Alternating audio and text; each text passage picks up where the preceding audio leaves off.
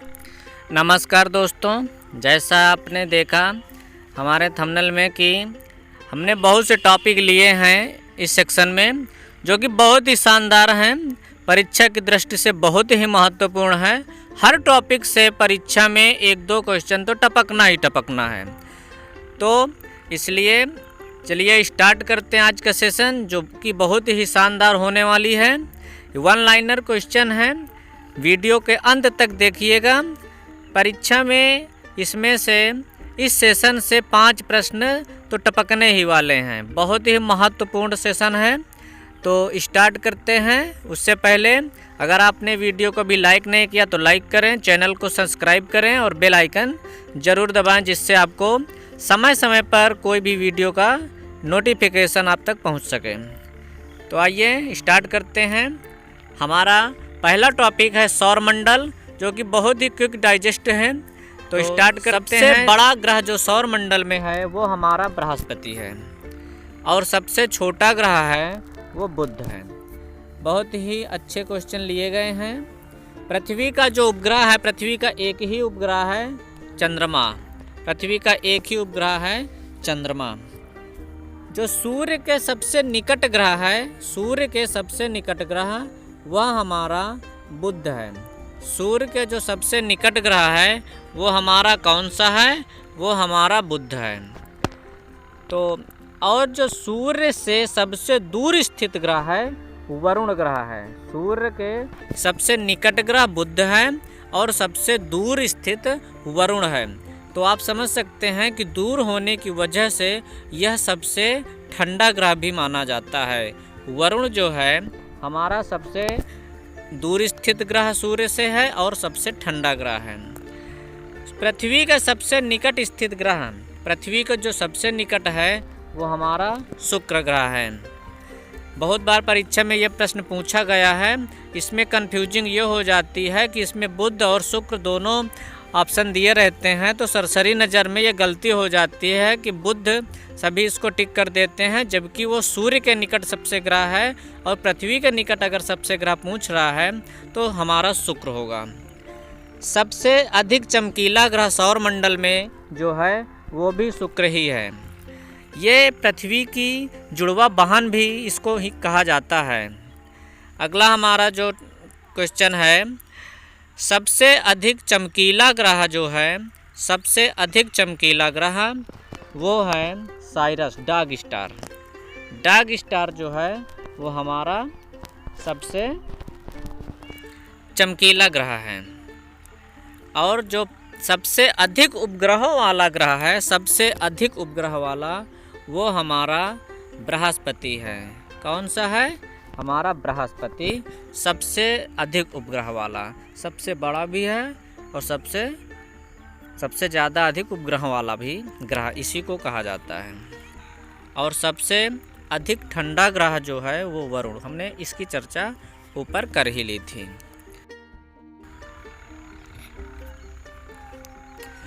हमारा सौरमंडल में जो सबसे अधिक गर्म ग्रह है वो हमारा शुक्र ग्रह है। कौन सा ग्रह है? शुक्र ग्रह है सबसे गर्म ग्रह, शुक्र।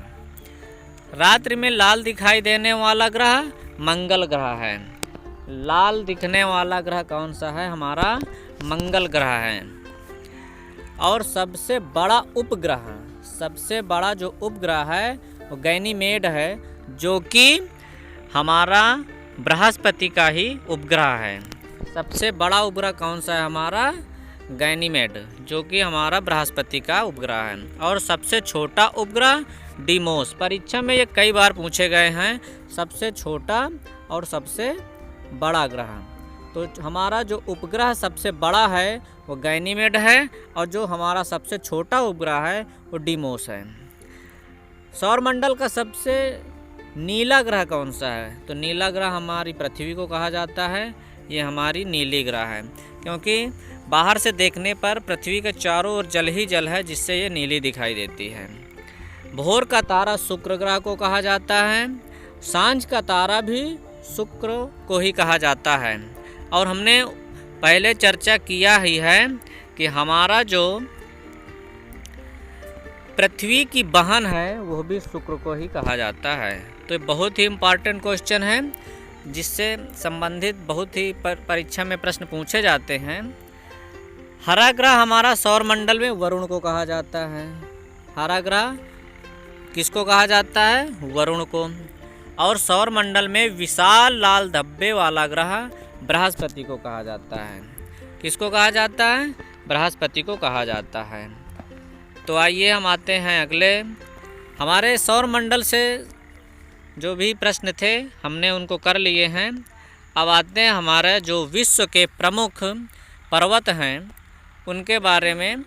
जो विश्व के प्रमुख पर्वत हैं उनकी स्थिति कहाँ पर है, उनकी सर्वोच्च चोटी क्या है और उनकी ऊंचाई क्या है, उसके संदर्भ में जानते हैं।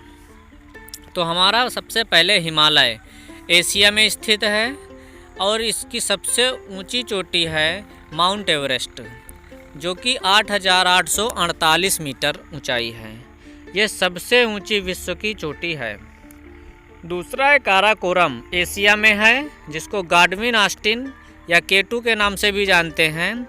ये सर्वोच्च ऊंची चोटी है भारत की, जो कि 8,611 मीटर ऊंची है।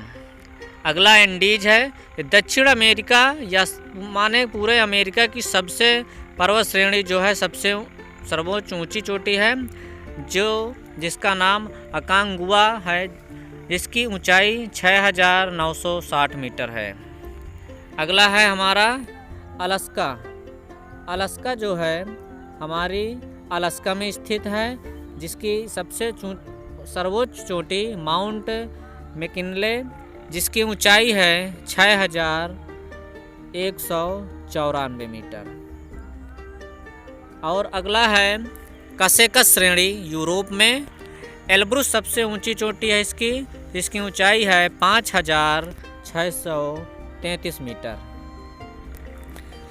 और अगला है अल्पस, ये भी यूरोप में है और इसका सबसे ऊंची चोटी है माउंट ब्लैक, जिसकी ऊंचाई 4,807 मीटर है।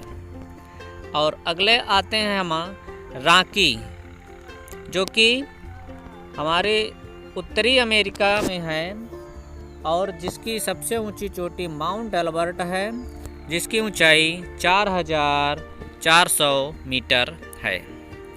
अगला है एटलस पर्वत श्रेणी, जो कि अफ्रीका में है और इसकी सबसे ऊंची चोटी टाउबलकाल, जिसकी ऊंचाई 4,165 मीटर है। अगला है पर्वत श्रेणी ग्रेट डिवाइडिंग रेंज, जो कि हमारा ऑस्ट्रेलिया में है और जिसकी सबसे ऊंची चोटी माउंट मोसिस्को, जिसकी ऊंचाई 2,228 मीटर है। अगला है यूराल, जो कि रूस में है, जिसकी सबसे ऊंची चोटी नैरोनाया, जिसकी ऊंचाई 1,894 मीटर है। आइए आते हैं अगले, जो कि हमारा भौगोलिक उपनाम है, उस पे देखते हैं कि हमारा जो हाथियों का देश है वो किस देश को कहा जाता है? हाथियों का देश है लाओस। हाथियों का देश कहा जाने वाला देश है लाओस। चीनी का कटोरा कहा जाता है क्यूबा को। किसको कहा जाता है चीनी कटोरा? क्यूबा को कहा जाता है। पूरब का मोती किसको कहा जाता है? हमारा पूरब का मोती जो है सिंगापुर को कहा जाता है। किसको? सिंगापुर को हमारा कहा जाता है। झीलों का देश कहा जाने वाला देश है फिनलैंड। झीलों का देश फिनलैंड को कहा जाता है। मध्य रात्रि का सूर्य नॉर्वे को कहा जाता है। और हमारा जो यूरोप का हृदय है, बहुत ही सुंदर और सबसे अच्छा देश, यूरोप का पूरा हृदय कहा जाने वाला देश स्विट्ज़रलैंड है। और हमारा जो नहरों का नगर है, नहरों का नगर कहा जाने वाला हमारा जो देश है वह है वेनिस। अंध महाद्वीप कहा जाने वाला अफ्रीका महाद्वीप है। और पैगोडा का देश कहा जाने वाला हमारा बर्मा यानी म्यांमार है। आइए आते हैं हम लोग अगले क्वेश्चन पे, जो कि ये सीरीज चल रही है। ये हमारी SSC, state PCS, railway, BEd, किसी भी जिसमें सामान्य ज्ञान पूछा जाता है सभी की दृष्टि से बहुत ही इम्पॉर्टेंट है। तो इसलिए वीडियो को बिना स्किप किए हुए पूरा देखें। तो हमारा जो सूर्योदय का देश है वो कहा जाता है जापान को। सूर्योदय का देश कहा जाने वाला हमारा जापान है। पवित्र भूमि वाला देश जो है यरूशलेम है, जो कि पवित्र भूमि कहा जाने वाला देश है। 7 पर्वतों का नगर, 7 पर्वतों का जो नगर कहा जाने वाला है वो हमारा रोम देश है, जो कि 7 पर्वतों का नगर कहा जाने वाला है। तो और जो अगला है हमारा यूरोप का स्वर्ग कहा जाने वाला, यूरोप का स्वर्ग स्विट्जरलैंड, हमने पहले ही बात कर ली। बहुत ही ये सुंदर स्थान है, सुंदर देश है। अगला है दुनिया की छत। दुनिया की छत पामीर का पठार, परीक्षक में कई बार पूछा गया है, बहुत ही इम्पॉर्टेंट है ये। पामीर का पठार कहा जाता है। अगला है निषिद्ध शहर। निषिद्ध शहर तिब्बत को कहा जाता है, ल्हासा, जो कि हमारा तिब्बत है। निषिद्ध शहर इसको कहा जाता है। हमारा अगला है हाँ, तो सफ़ेद हाथियों का जो देश है तो उस थाईलैंड को सफ़ेद हाथियों का देश कहा जाता है। अगला है लौंग का द्वीप। लौंग का द्वीप किसे कहा जाता है? लौंग का द्वीप कहा जाता है जंजीबार, अफ्रीका को कहा जाता है। ये हमारे कुछ प्रसिद्ध उपनाम थे जो कि कहा जाता है। आइए आते हैं, अब आते हैं भारत की सीमावर्ती प्रदेश कौन कौन से हैं हमारे सीमावर्ती प्रदेश।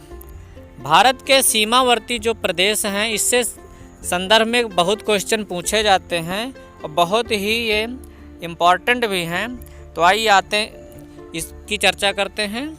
हमारा जो भारत पाकिस्तान से सीमा बनाता है वो हमारी सीमा 3323 किलोमीटर की सीमा है, जो कि गुजरात, राजस्थान, पंजाब और जम्मू कश्मीर 4 सीमा भारतीय राज्य हैं जो कि सीमा बनाते हैं। पाकिस्तान हमारा 4 राज्यों से मिलकर के हमारी सीमा बनाता है। अगला है अफ़गानिस्तान। अफ़गानिस्तान जो है वो 106 किलोमीटर की सीमा बनाता है हमारे भारत के साथ, जो कि हमारा एक ही राज्य जम्मू और कश्मीर सीमा के साथ ये जुड़ा हुआ है। अगला है चीन।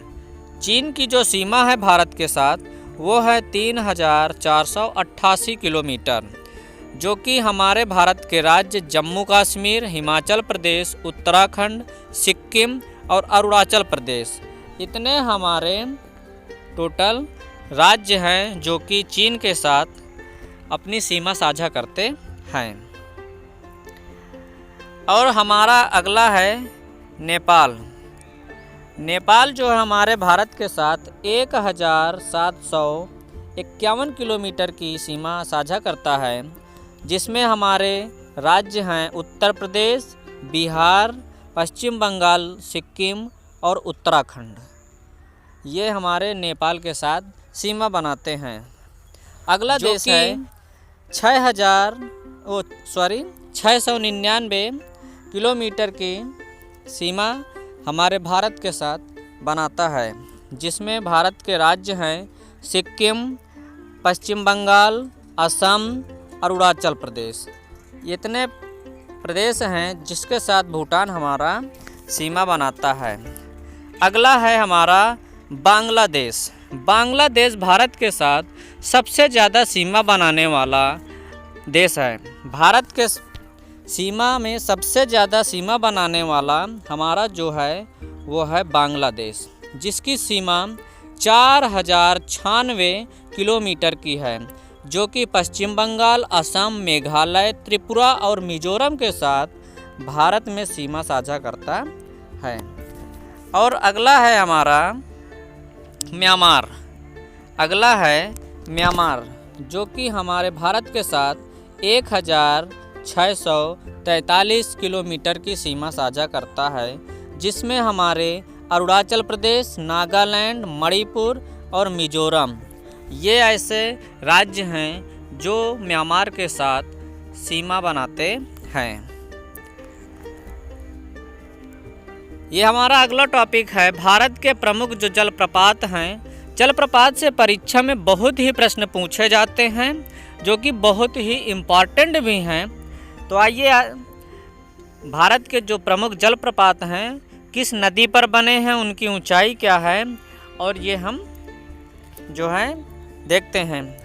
हमारा जो पहला जलप्रपात है वो जोग या गरसोपा जलप्रपात है, जो कि शरावती नदी पर हमारा जलप्रपात है, जिसकी ऊंचाई 260 मीटर है।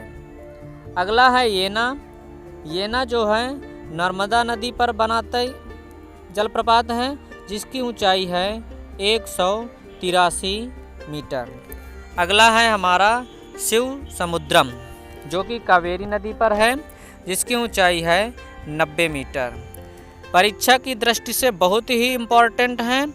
ये परीक्षा में बहुत बार पूछे गए हैं और हमने बहुत ही इम्पॉर्टेंट टॉपिक लिए हैं, इसलिए वीडियो को बिना स्किप किए हुए लास्ट तक देखिएगा। बहुत ही गागर में सागर भरने जैसा इसमें काम किया गया है और आप इसमें से नोट्स भी बना सकते हैं। तो आइए, जो हमारा हुंडरू जलप्रपात है ये हमारा स्वर्णरेखा नदी पर बना है, जिसकी ऊंचाई 74 यानी 74 मीटर है। अगला जो है गोकक। जो गोकक हमारा जलप्रपात है ये गोकक नदी पर है, जिसकी ऊंचाई 55 मीटर है। अगला जो जलप्रपात है धुआंधार। धुआंधार जलप्रपात जो है नर्मदा नदी पर बना है और जिसकी ऊंचाई मात्र 10 मीटर है। जलप्रपात से परीक्षा में बहुत ही प्रश्न पूछे जाते हैं और जिसको आप लोग याद कर लीजिए और इनके नोट्स बना लीजिए। अगला जो टॉपिक है हमारा नदियों के किनारे बसे प्रमुख नगर। किस नदी के किनारे कौन सा नगर बसा है, ये रेलवे में, एसएससी में और अन्य सभी वनडे एग्जाम में सभी प्रश्न पूछे जाते हैं, इसलिए हमने इस टॉपिक को भी इसमें सम्मिलित किया है, जो कि बहुत ही इम्पॉर्टेंट है। तो आइए देखते हैं जो नगर हैं किस नदी के किनारे बसे हैं। जो हमारा अहमदाबाद है वो साबरमती नदी के किनारे बसा हुआ है। नासिक जो है, नासिक हमारा गोदावरी नदी के किनारे बसा हुआ है। हमारा कोलकाता हुगली नदी के किनारे बसा हुआ है। उज्जैन हमारा क्षिप्रा नदी के किनारे बसा हुआ है। गुवाहाटी जो है ये ब्रह्मपुत्र नदी के किनारे हमारा बसा हुआ है। और श्रीनगर जो है झेलम नदी के किनारे बसा हुआ है। जो हमारे कुछ राज्य हैं जो कि किस नदी पर हैं किनारे बसे हुए हैं, हम लोग उनकी चर्चा कर रहे हैं। परीक्षा में इसमें से ज़रूर एक प्रश्न तो टपकने ही वाला है। जबलपुर हमारा नर्मदा नदी के किनारे, और जो हमारा तिरुचिरापल्ली है वो कावेरी नदी के किनारे बसा हुआ है। मदुरई जो है बैगई नदी के किनारे बसा हुआ है।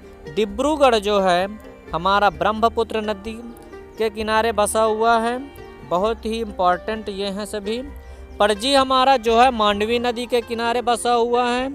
हमारा जो कोटा है ये हमारा चंबल नदी के किनारे बसा हुआ है। और हमारा पुणे जो है महाराष्ट्र में ये मुठा नदी के किनारे बसा हुआ है।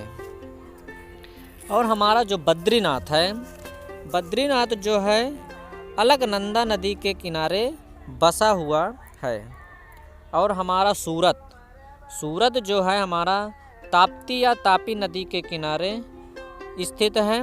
और लखनऊ जो है हमारा लखनऊ हमारा किस नदी के किनारे बसा हुआ है, हमारा गोमती नदी के किनारे बसा हुआ है। किस नदी के किनारे? गोमती नदी के किनारे बसा हुआ है। अगला है अयोध्या। अयोध्या भी हमारा सरयू नदी के किनारे बसा हुआ है।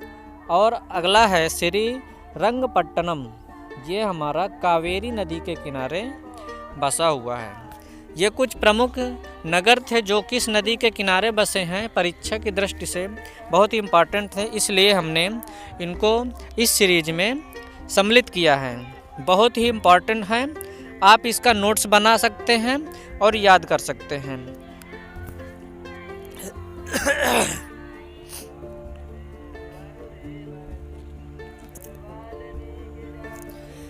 ये हमारे कुछ देश के प्रमुख अंतर्राष्ट्रीय हवाई अड्डे हैं जिनका हम नाम जानेंगे और स्थान जानेंगे। इसमें इस टॉपिक से भी परीक्षा में 1-2 प्रश्न तो पूछ ही जाते हैं और बहुत ही इम्पॉर्टेंट हमने हवाई अड्डा लिया है और ये बहुत ही इम्पॉर्टेंट है परीक्षा की दृष्टि से। सभी प्रकार की परीक्षाओं में कई बार ये प्रश्न देखे गए हैं। तो आइए आप देखते हैं। हमारा जो छत्रपति शिवाजी हवाई अड्डा है यह हमारा मुंबई में है, कई बार परीक्षा में पूछा गया है ये। तो कहाँ पर है हमारा छत्रपति शिवाजी? मुंबई में। सुभाष चंद्र बोस हवाई अड्डा ये हमारा कोलकाता में है। कहाँ पे है? कोलकाता में। और हमारा इंदिरा गांधी हवाई अड्डा जो कि दिल्ली में है। दिल्ली में कौन सा हवाई अड्डा है? इंदिरा गांधी हवाई अड्डा। अगला है मीनाम्बकर हवाई अड्डा, कहाँ पे है? हमारा चेन्नई में है। कहाँ है? चेन्नई में है हमारा। और अगला जो है हमारा अगला हवाई अड्डा तिरुवनंतपुरम हवाई अड्डा, तिरुवनंतपुरम में है। अमृतसर हवाई अड्डा अमृतसर में है, ये तो आप नाम से ही जान जाएंगे। राजीव गांधी हवाई अड्डा, राजीव गांधी हवाई अड्डा जो है ये हमारा हैदराबाद में है। कहाँ पे है? हैदराबाद में। ये इम्पॉर्टेंट है परीक्षा की दृष्टि से। हमारा जो कोच्चि हवाई अड्डा है नाम से ही आप जान जाएंगे कोच्चि में है। हमारा एक अगला लोकप्रिय गोपीनाथ बोरडोलियो हवाई अड्डा गुवाहाटी में है। कहाँ पे है? गुवाहाटी में है। ये भी इम्पॉर्टेंट है। और जो अगला है गोवा हवाई अड्डा, गोवा में नाम से आप जान जाएंगे। और ये अगला इम्पॉर्टेंट है कैंपेगौड़ा हवाई अड्डा। कहाँ पे है? कैंपेगौड़ा हवाई अड्डा हमारा बंगलुरु में है। कहाँ पे हमारा? बंगलुरु में हमारा कैंपेगौड़ा हवाई अड्डा है।